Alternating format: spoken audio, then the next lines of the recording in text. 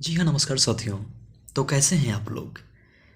मैं आप सबों का शुभचिंतक और आपका भाई डी कुमार सिंधे। आशा करता हूँ कि आप लोग बेहद ही अच्छे होंगे, मस्त होंगे, स्वस्थ होंगे और खुश होंगे। और खुशी-खुशी आप लोग अपनी अपनी प्रतियोगिताओं, परीक्षाओं की तैयारियों में जुटे होंगे। तो इसी कड़ी में मैं आप सबों की तैयारियों में चार चाँद लगा देने के लिए, आपकी तैयारियों को बेहतरीन बना देने के लिए, आपको आपकी सपनों की अपनी मंजिल तक पहुंचा देने के लिए एक बेहतरीन अंदाज में लेकर आया हूं आज 7 दिसंबर से बनने वाले करंट अफेयर्स के कुछ इम्पोर्टेंट क्वेश्चंस को। तो आइए अब चलते हैं। आज की सेशन शुरू करने से पहले प्रीवियस डे की कुछ क्वेश्चंस को रिवीजन कर लेते हैं, जिसके पश्चात बिल्कुल सीक्वेंस से आज की क्वेश्चन को डिस्कस करेंगे। तो इसी कड़ी में हम लोग पिछले क्लास के कुछ क्वेश्चंस को रिवीजन कर लेते हैं। तो उस क्लास का रिवीजन क्वेश्चंस कुछ इस प्रकार हैं कि किस राज्य ने राज्य में आरक्षण बढ़ाकर 76% करने के लिए विधेयक पारित किया है? वह राज्य है छत्तीसगढ़। किस उच्च न्यायालय ने मंदिरों के अंदर मोबाइल फ़ोन के उपयोग पर प्रतिबंध लगा दिया है? तो वह मद्रास उच्च न्यायालय है, जो मंदिरों के अंदर मोबाइल फ़ोन के उपयोग पर प्रतिबंध लगा दिया है, जिससे कि वहाँ पूजा स्थलों पर किसी प्रकार की डिस्टर्बेंस उत्पन्न ना हो। विश्व मृदा दिवस कब मनाया गया?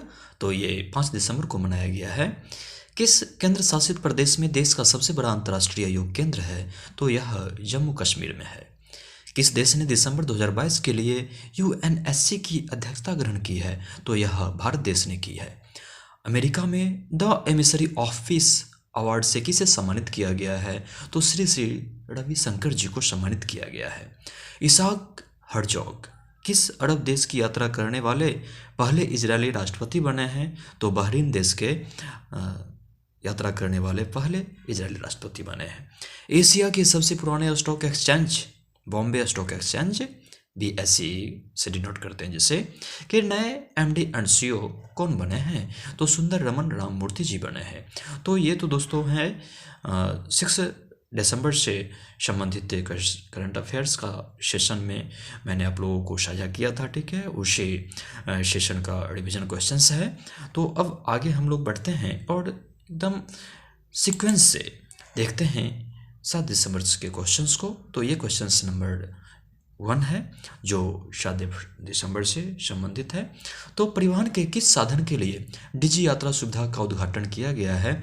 तो यह हवाई यात्रा के साधन के लिए डिजी यात्रा सुविधा का उद्घाटन किया गया। तो अब इससे संबंधित हम लोग, ठीक है, इसका एनालिटिकल पर्सन कुछ देख लेते हैं। जैसा कि नागरिक उड्डयन मंत्री ज्योतिरादित्य सिंधिया के द्वारा 1 दिसंबर 2022 को इंदिरा गांधी अंतर्राष्ट्रीय हवाई अड्डे नई दिल्ली में डिजी यात्रा सुविधा का उद्घाटन किया गया है। अब ये हवाई अड्डे हैं, तो हवाई अड्डे पर पिछले ईयर देखा गया है, ठीक है, तो एक साल में, है ना, कि 1 करोड़ यात्री यहाँ से, है ना, सुविधाएं का लाभ लेते हैं, जिससे काफ़ी भीड़ का सामना करना पड़ता है।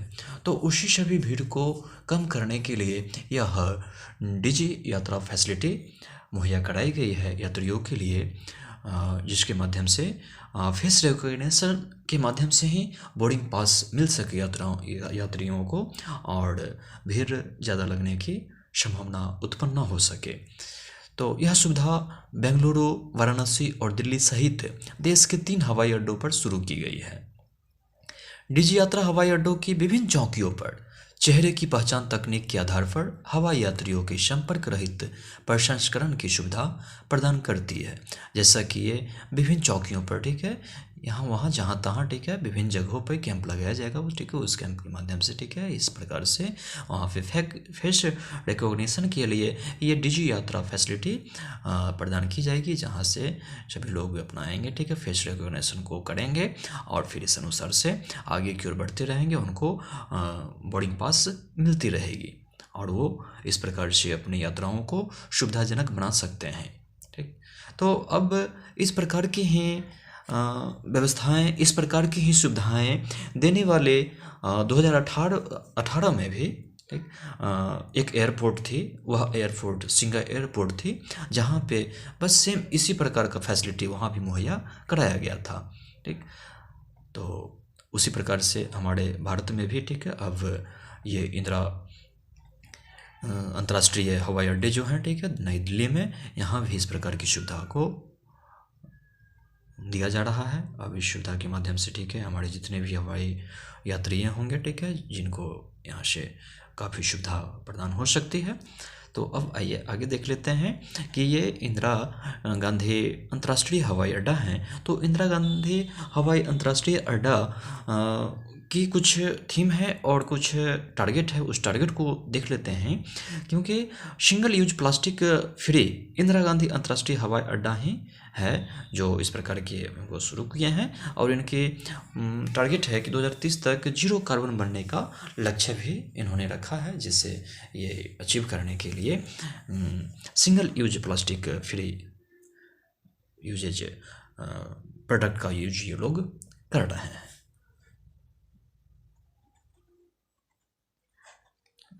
अब आगे बढ़ते हैं और देख लेते हैं नेक्स्ट क्वेश्चंस। और नेक्स्ट क्वेश्चंस जो हैं, ठीक है, वह ग्लोबल एविएशन सेफ्टी रैंकिंग में भारत का स्थान क्या है। तो इसमें भारत का स्थान 48वां स्थान है यहाँ। ठीक। अब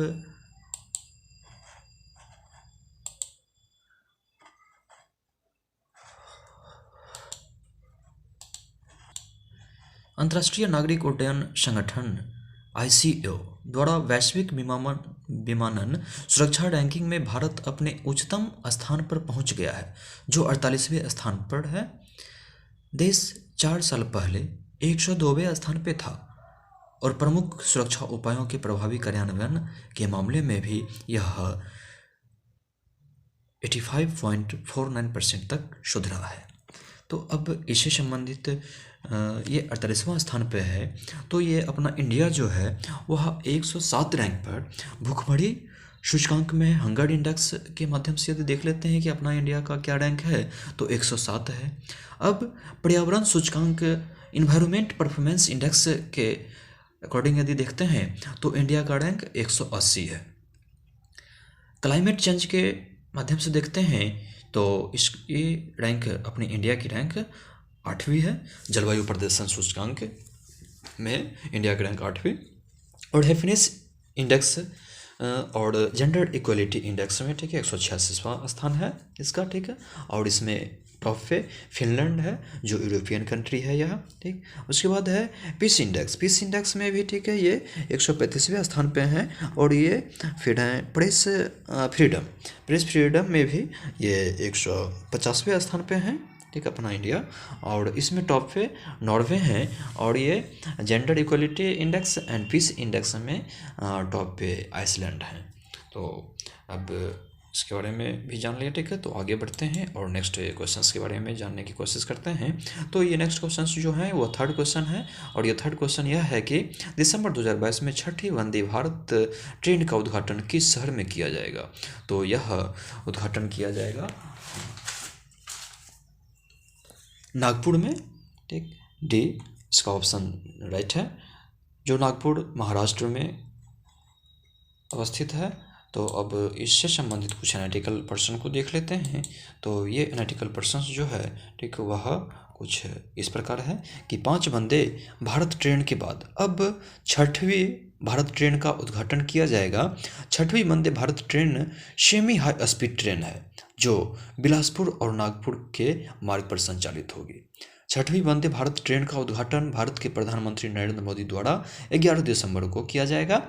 अगस्त 2023 तक भारत में 75वें वंदे भारत ट्रेन लाने की रेल मंत्रालय की योजना है, जिसमें से 5 ट्रेनों का उद्घाटन कर दिया गया है और एक का उद्घाटन इस महीने की 11 तारीख को किया जाना है, यानी कि 11 दिसंबर को इस 6वें ट्रेन को भी क्या होगे, उद्घाटन होगे। तो अब इससे संबंधित ये नागपुर है, नागपुर महाराष्ट्र में अवस्थित हैं। तो अब इस नागपुर को एक और नाम से जानते हैं, और यह जाना जाता है। तो यह किस नाम से जाना जाता है, तो वह संतरा नगरी के नाम से जाना जाता है। यहाँ ये नागपुर जो है नितिन गडकरी जी का निर्वाचित क्षेत्र है। यही भारत का पहला एलएनजी संयंत्र का उद्घाटन हुआ था इसी नागपुर में ही। ठीक, अब नेक्स्ट जो था, ठीक है, ये अयोध्या है। अयोध्या के बारे में भी कुछ जान लेते हैं। तो अयोध्या है तो ये सरयू नदी के किनारे बसा हुआ है। ठीक, यहाँ ये Guinness book of world of Ayodhya में भी अपना ये नाम दर्ज करवाए थे। तो यहाँ 15,76,000 दिए जला करके गिनीज बुक ऑफ वर्ल्ड में अयोध्या ने अपना नाम दर्ज कराया था। नेक्स्ट है वाराणसी। तो वाराणसी गंगा नदी के किनारे बसा हुआ है और ये वाराणसी सबसे स्वच्छ शहर के रूप में माना जाता है। ठीक, और प्रधानमंत्री नरेंद्र मोदी जी का ये निर्वाचन क्षेत्र है। ठीक, एशियो शंघाई कॉरपोरेशन ऑर्गेनाइजेशन के द्वारा पहली सांस्कृतिक राजधानी इसे भी चुना गया है। ठीक, अब बेंगलुरु। तो बेंगलुरु विषमावती नदी के किनारे बसा हुआ है। ये कर्नाटक की राजधानी भी है और इसरो की मुख्यालय भी यहीं अवस्थित है। तो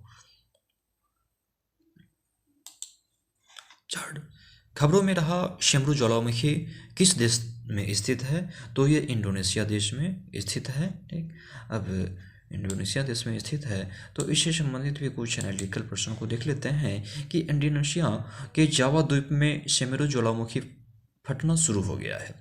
विस्फोट के कारण विशाल ज्वालामुखी राख हुई है और पूर्वी जावा प्रांत में 2000 से अधिक निवासियों को निकाला गया। इंडोनेशिया की आपदा प्रबंधन एजेंसी के अनुसार अभी तक किसी के घायल होने या मरने की सूचना नहीं है। माउंट सेमेरू राजधानी जकार्ता से लगभग 640 किलोमीटर दक्षिण पूर्व में यह स्थित है। ठीक, अब यहाँ ये स्थित है तो इससे संबंधित है ना इंडोनेशिया है तो इंडोनेशिया से संबंधित कुछ है ना फैक्ट जान लेते हैं कि इंडोनेशिया की करेंसी इंडोनेशियाई रुपी है। इंडोनेशिया के राष्ट्रपति जोको विडोडो हैं और समुद्र शक्ति और गरुण शक्ति अभ्यास इंडोनेशिया की भारत के साथ ही होती है। ठीक, अब मोस्ट इम्पोर्टेंट क्वेश्चंस भी इससे संबंधित जान लेते हैं कि G20 सम्मेलन इंडोनेशिया के बाली में किया गया था। ठीक, अब विश्व के प्रमुख सक्रिय ज्वालामुखी तो एना कराकोटा इंडोनेशिया में ही पड़ता है। संगे एंडीज कोलंबिया, माउंट इटना सिलेटो इटली में पड़ता है और माउंट किलिमांजारो तंजानिया में पड़ता है। तो इंडोनेशिया, ठीक है, आप देख सकते हैं यहाँ से। ठीक है, इंडोनेशिया।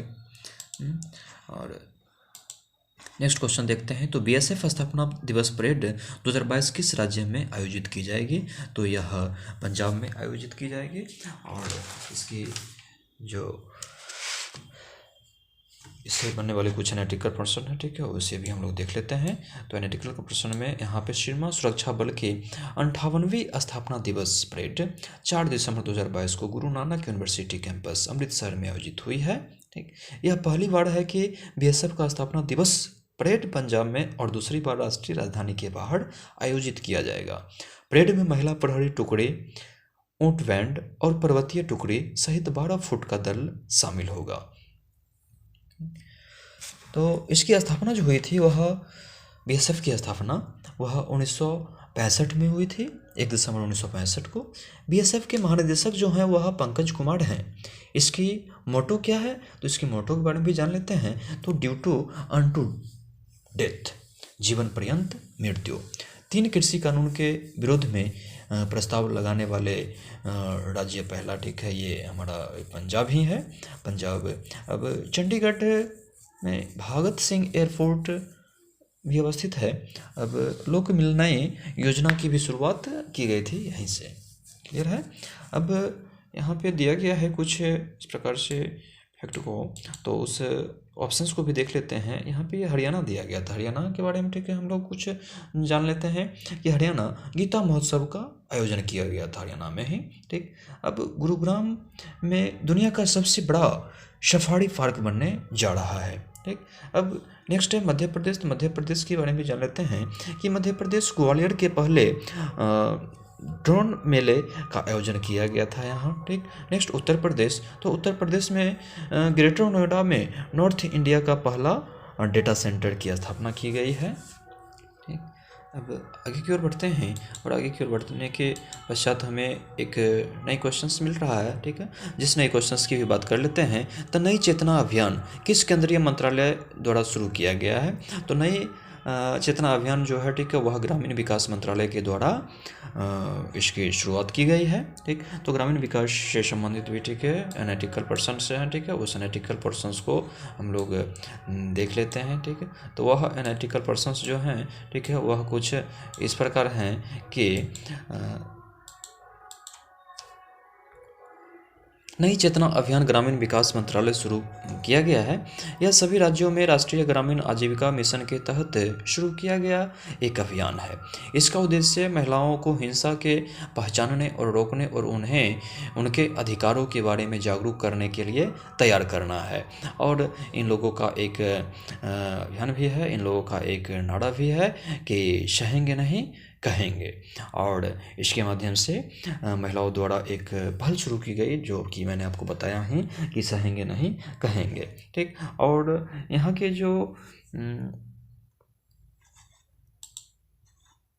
अब आगे की बात कर लेते हैं, तो जैसे कि ऑप्शन से यहाँ दिया गया है, ठीक है, गृह मंत्रालय। गृह मंत्रालय से संबंधित भी यदि बात करते हैं तो गृह मंत्री कौन है?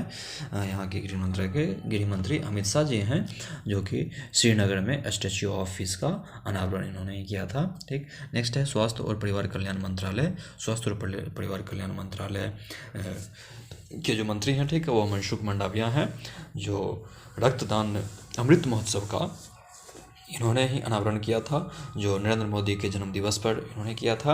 अब नेक्स्ट ग्रामीण विकास मंत्रालय है। तो अब दोस्तों आप लोगों को है ना कमेंट में बताना है कि ग्रामीण विकास मंत्रालय क्या मंत्री, ग्रामीण विकास मंत्री कौन है, ठीक। अब नेक्स्ट महिला बाल एवं विकास मंत्रालय है। तो महिला एवं बाल विकास मंत्रालय की जो मंत्री हैं, ठीक है, वह स्मृति ईरानी है, ठीक। अब नेक्स्ट क्वेश्चन को देख लेते हैं। नवीनतम आंकड़ों के अनुसार 2018 से 20 के दौरान भारत में मातृभूमि मृत्यु दर पर नवीनतम आंकड़ों के अनुसार 2018 से 20 के दौरान भारत में मातृ मृत्यु दर क्या है? तो वह ऑप्शन ए इसका राइट है, 97 प्रति 1 लाख जीवित बच्चे, 97 पर 1 लाख लाइव चिल्ड्रन, ठीक। मतलब क्या 1 लाख बच्चों पे 97 महिलाओं की मृत्यु हो जाती है, ठीक। ये न्यूनतम आंकड़ों के अनुसार 2018-20 के दौरान भारत में मातृ मृत्यु दर है यह कि 1 लाख बच्चों के जन्म पे 97 माओं की मृत्यु हो जाती है, ठीक। भारत के रजिस्ट्रार जनरल के कार्यालय द्वारा जारी विशेष बुलेटिन के अनुसार भारत में मातृ मृत्यु दर 2014-16 में 130 प्रति लाख जीवित बच्चे से घटकर 2018-20 में 97 प्रति लाख जीवित बच्चे हो गई है, ठीक। नवीनतम जारी आंकड़ों के अनुसार असम में सबसे अधिक मातृ मृत्यु दर 195 है, जबकि केरल में प्रति लाख जीवित जन्मों पर सबसे कम 19 है, ठीक। अब नेक्स्ट बात करते हैं। तो ये कुछ है। हाल ही में संघ लोक सेवा आयोग के सदस्य ग्रुप में पद गोपनीयता की शपथ किसने ली है? तो यह प्रीति सूदन जी ने ली है, ठीक। अब इनका ठीक, धन्यवाद दोस्तों, ठीक है। आज के लिए इतना ही क्वेश्चंस, ठीक है। अब नेक्स्ट डे फिर मिलते हैं और बात करते हैं नेक्स्ट वीडियो में, ठीक। Thank you so much.